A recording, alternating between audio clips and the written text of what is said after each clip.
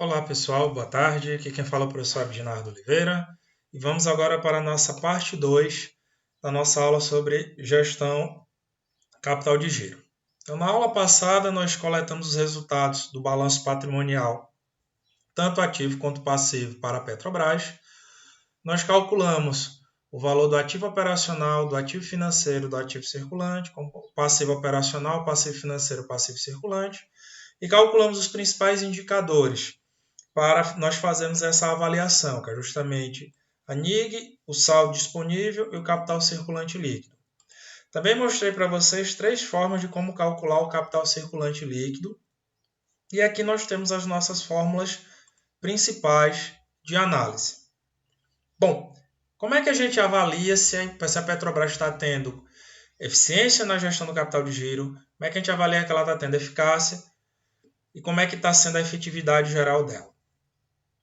Para isso, aqui no Moodle, se vocês clicarem aqui em artigos sobre gestão do capital de giro, vai abrir uma tela que aí vocês vão ter acesso a um artigo que eu escrevi em 2013, no qual eu, o Rodrigo de Oliveira Ramalho, o André Haroldo Freitas de Moura, nós fizemos a avaliação da gestão do capital de giro líquido e de fluxo de caixa em risco de empresas de bens industriais listadas na BMF Bovespa, hoje B3. Está aqui disponível na revista de contabilidade da UFBA. Então, esse é um material que vocês deverão ler também, principalmente a parte do referencial teórico, o item 2.1. Então, esse item 2.1 é obrigatório que vocês leiam.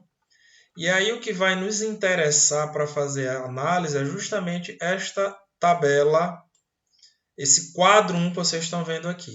Essa coluna das notas vocês podem ignorar. O que vai nos interessar é até aqui a coluna situação.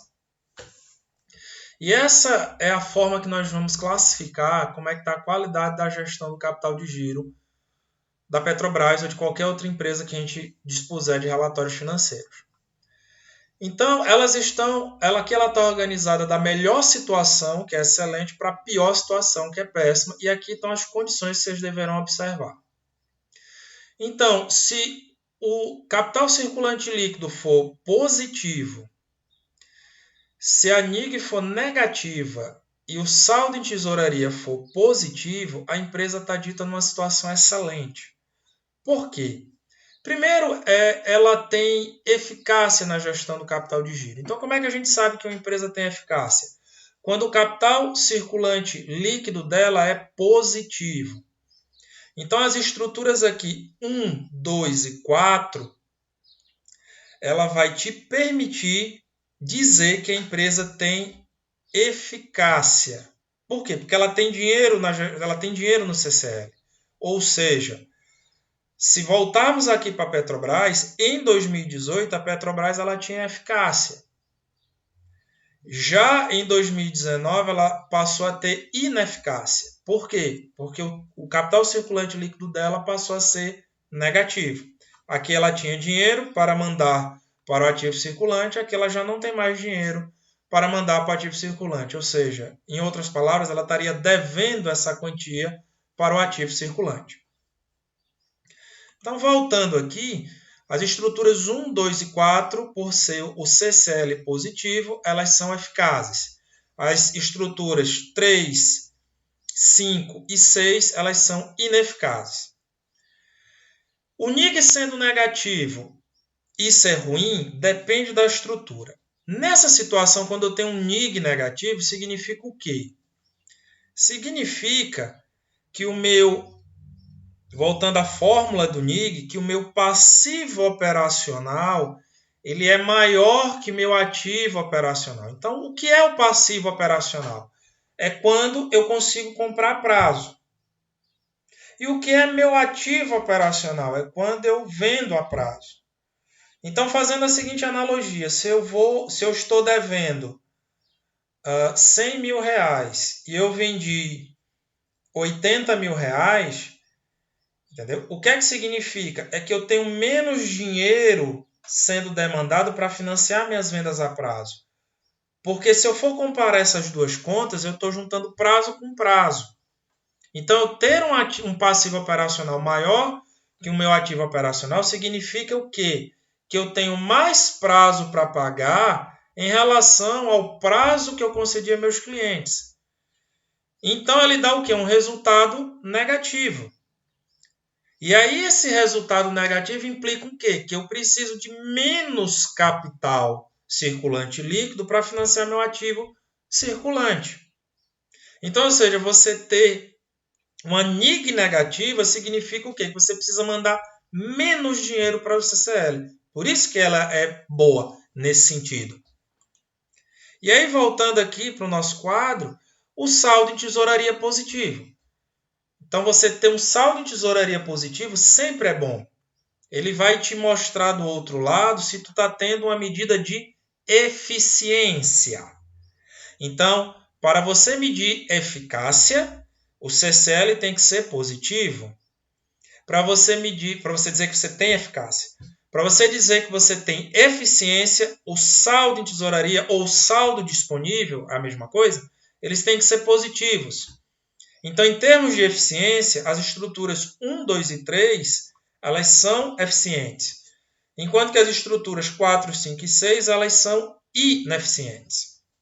Então, se eu for juntar o conceito de eficiência com o conceito de eficácia, para eu ter o conceito de efetividade, então a minha estrutura 1, veja só que eu tenho um CCL positivo, uma NIG negativa, ou seja, esse resultado contribui para que esse valor seja menor, e um saldo em tesouraria positivo. Voltando lá, quando eu tenho um saldo disponível, um saldo em tesouraria positivo, significa o quê? Que meu ativo financeiro é maior que meu passivo financeiro. E aí está dizendo o quê? Exatamente a quantidade de dinheiro livre que a empresa tem para fazer o que quiser. Então, a estrutura excelente é a melhor estrutura que uma empresa poderá ter. Em segundo lugar, vem a estrutura sólida. Veja que ela continua tendo eficiência, eficácia, e continua tendo eficiência. Só que ela passa a ter uma NIG positiva, ou seja, ela informa que o CCL precisa sim de dinheiro para ser financiado. Entendeu? Só que por que o saldo de tesouraria é positivo? Porque essa quantidade de recurso do CCL é maior que a NIG. Logo, sobra dinheiro para o saldo em tesouraria. Então, essas duas primeiras estruturas aqui são as estruturas desejáveis que a empresa deveria ter. Tanto é que aqui no texto eu informo que as estruturas 1 e 2 é o que é desejável para se evitar o chamado efeito tesoura. Okay? E eu já vou mostrar o que é esse efeito tesoura. Então, esse exemplo que eu falo aqui no texto, que os exemplos 1 e 2, você diz que a empresa possui solvência. Certo? Tanto que, se você quiser calcular o índice de liquidez corrente, que é justamente você pegar o ativo circulante e dividir pelo passivo circulante, você vai encontrar um índice maior que 1, que é a característica de ter solvência. As estruturas 3 e 4, elas ou têm uma situação ou outra, ela não tem as duas. Por exemplo, a estrutura 3, ela é uma estrutura que possui eficiência, mas ela não possui eficácia. Mas como é que ela consegue ter um saldo em tesouraria positivo? Então, voltemos lá para a fórmula.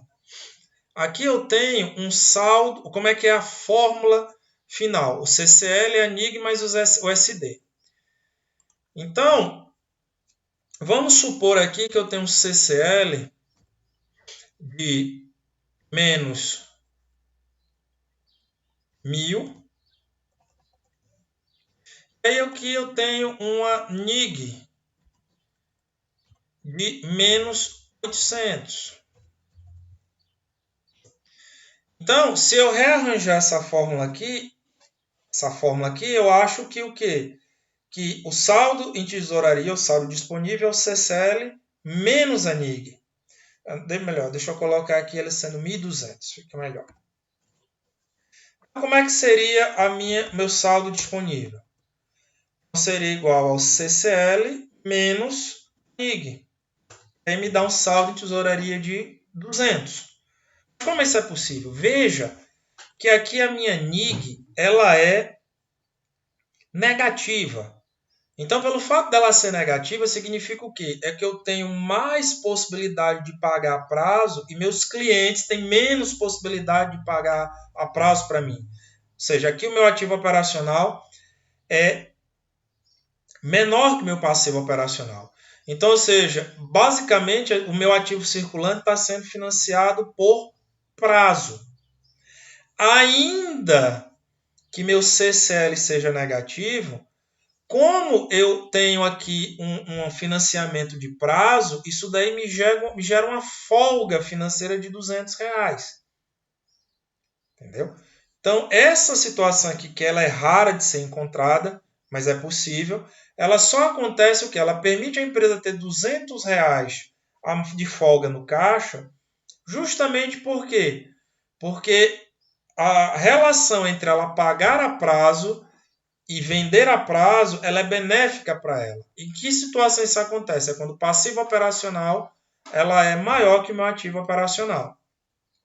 Então aqui eu tenho eficiência na gestão do capital de giro, mas eu não tenho eficácia, que é essa situação 3, que nós chamamos aqui de alto risco. Tenho eficiência, mas não tenho eficácia. A estrutura 4 é o contrário. Eu tenho eficácia porque eu tenho um CCL positivo, ou seja, eu consigo ter recursos de longo prazo para financiar minhas atividades de longo prazo e de curto prazo. Só que o que é que acontece? Eu mal gerencio o dinheiro. Eu tenho esse recurso para financiar o curto prazo, mas esse recurso é ineficiente. Que situação acontece? É justamente o contrário. É quando o meu ativo operacional, que é justamente o que está acontecendo aqui, não é o que está acontecendo em 2019, mas pelo menos só em relação à NIG. Se você observar aqui, ó, o meu ativo operacional é maior que o meu passivo operacional. Veja que eu tenho 78 bilhões aqui, eu tenho 46 bilhões aqui. Não é essa situação ainda, mas só foca na NIG. Então, eu tenho que financiar o meu ativo operacional de 78 bilhões, só que eu só consegui juntar 46 bilhões. Entendeu? Então, eu não tenho uma NIG suficiente para isso. Em outras palavras, quanto é que isso daqui vai acontecer? O meu CCL é quando ele é positivo, mas ele é insuficiente para esse valor. Entendeu? Eu tenho isso daqui, e aí vamos supor que fosse o contrário aqui. Ó. Vamos supor que eu tenho aqui um CCL de 3.000, ou seja, ele é positivo, só que a minha necessidade de investimento em juros é de 4.000. Então, ou seja, isso aconteceu porque meu ativo operacional é maior que meu passivo operacional, só que a quantidade de recursos que eu consegui é insuficiente para financiar. Logo, isso vai me gerar o quê? Um saldo, tesouraria ou disponível negativo. Então, eu tenho recurso, mas eu não tenho condições adequadas de gerenciamento desse recurso. Ou seja, provavelmente eu vendi mais a prazo do que eu deveria. Logo, isso causou um problema de ineficiência na gestão do capital de giro, que é essa estrutura 3, essa estrutura 4, que ela é bem comum nas empresas brasileiras. Você tem dinheiro, mas esse dinheiro é insuficiente para financiar toda a parte do seu ativo circulante. E aí, tanto a estrutura 3 e 4, é o que eu chamo aqui no texto, que a empresa está numa situação de inadimplência, bem aqui. Ó. Ela vive uma situação de inadimplência.